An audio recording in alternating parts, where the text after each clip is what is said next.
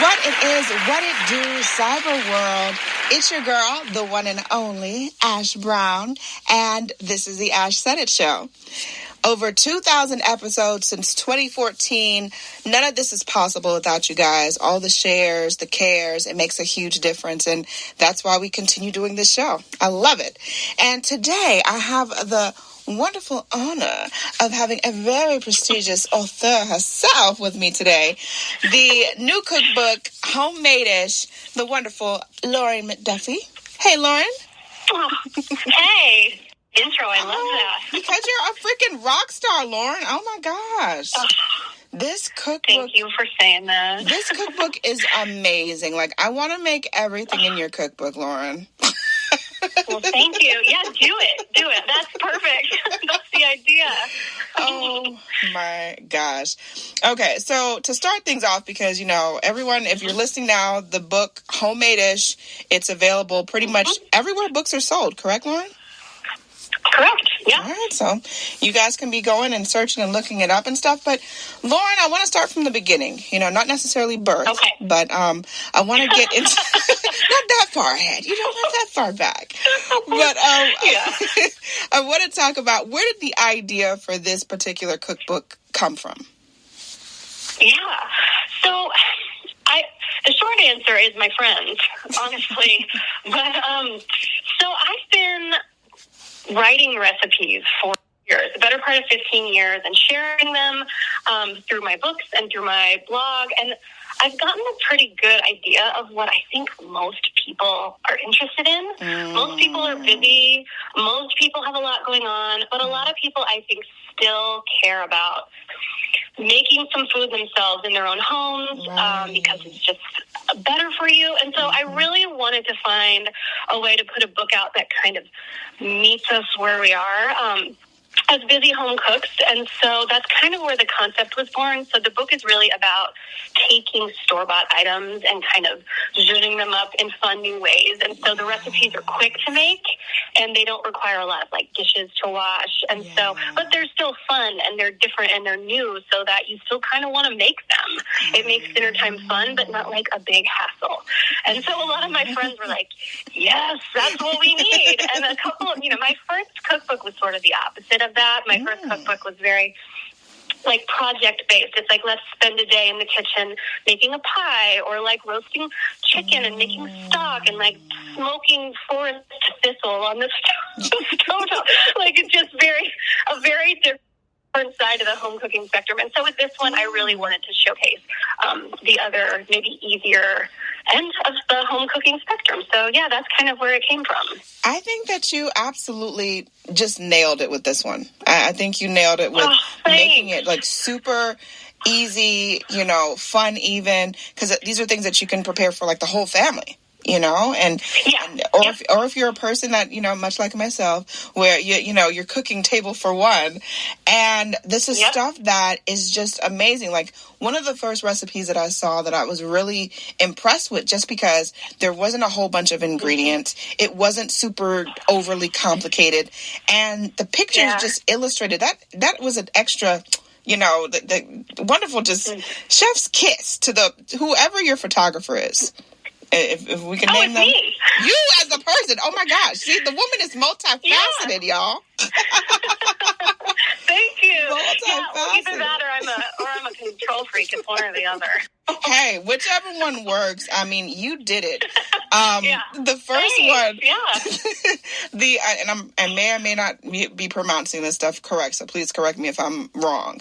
But the croquet Madame morning buns. Oh my gosh. Yeah, yes. Those are super easy, and they have a big wow factor, which is maybe the perfect kind of recipe. Yes.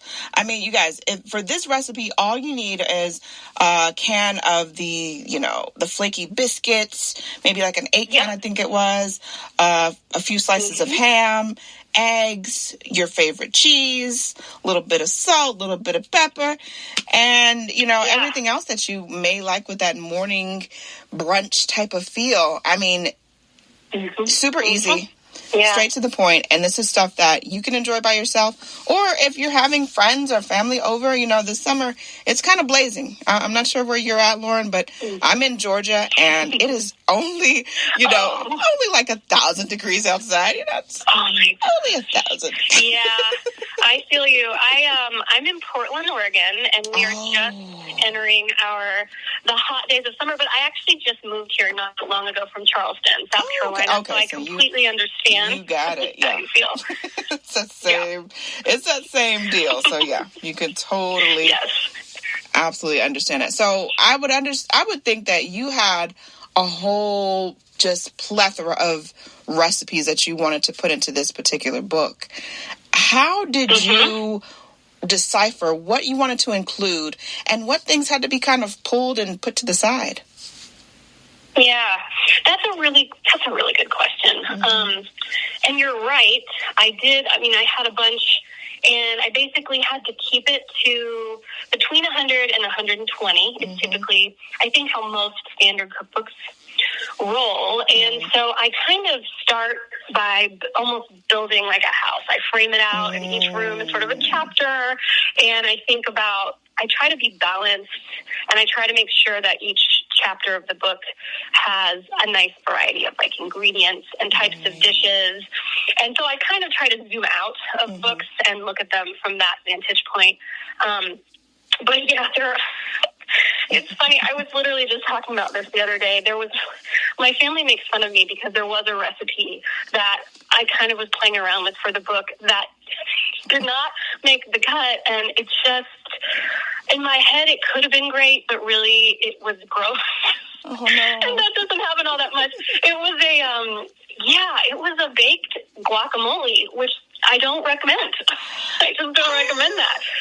Yeah, it's not something you hear about a lot. And I thought, maybe this could be a great thing, but it wasn't. So yeah, it didn't make the cut.